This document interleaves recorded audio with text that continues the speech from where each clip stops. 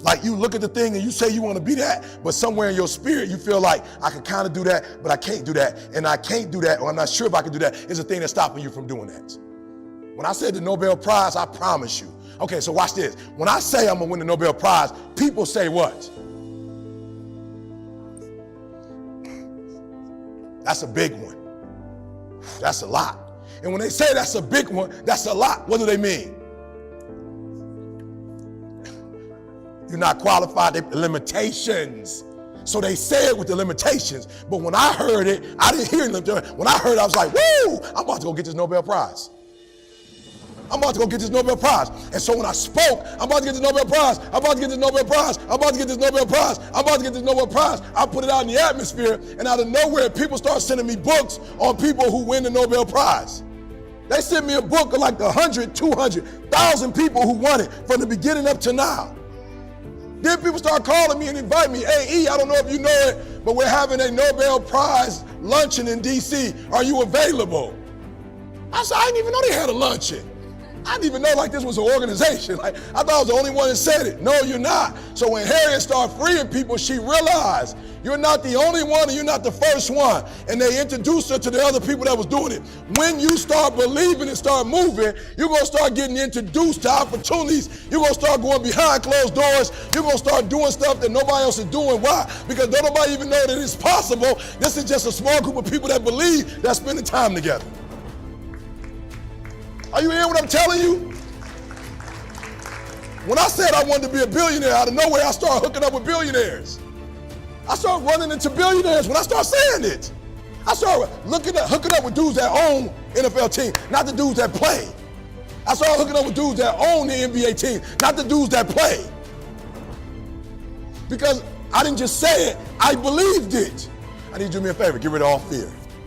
All fear, all doubt. Any music, any TV programs, any person. Listen to me. Here's what I love. I love when Harriet came to Philadelphia, the first thing they said was, do me a huge favor, give me a different name. I don't even want you saying that name that was attached to being enslaved. Because if you say that name is going to remind you. I want you to give yourself a new name. No, just give yourself a new name. Say something else. And listen to me, when you give yourself a new name, they're going to start giving you a new name. They call her Moses. They gave her a new name. Are you hearing what I'm saying? They gave her a new name. I need you to get rid of all fear. I need you to believe. All right, 3 people. What would you do if you weren't afraid?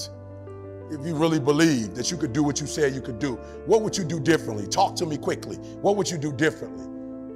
If you believed that whatever you wrote down could happen. First of all, you would do it. Don't say that one. You would do it. It wouldn't be on a piece of paper. You would actually do it.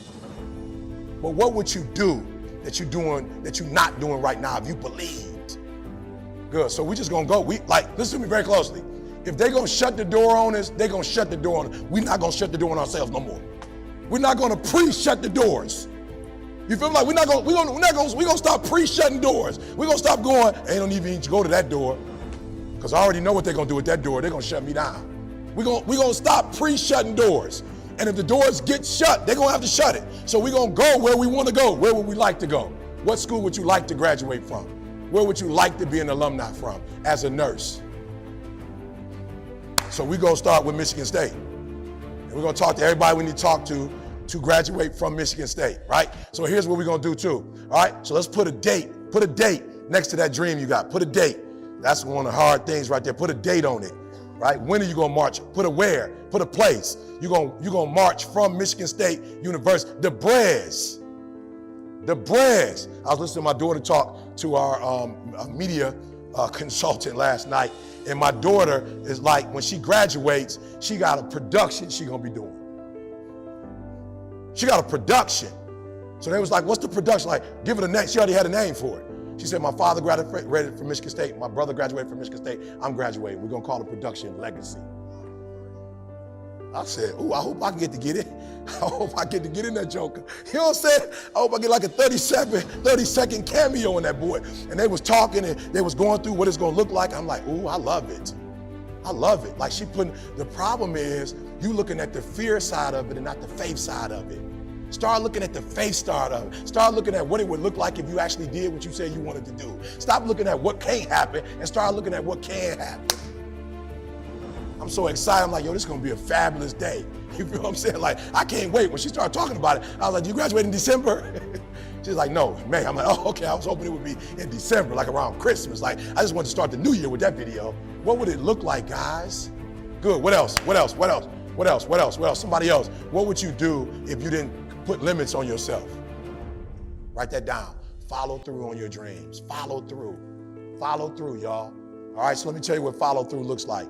In the NFL, they actually got something called the Megatron rule.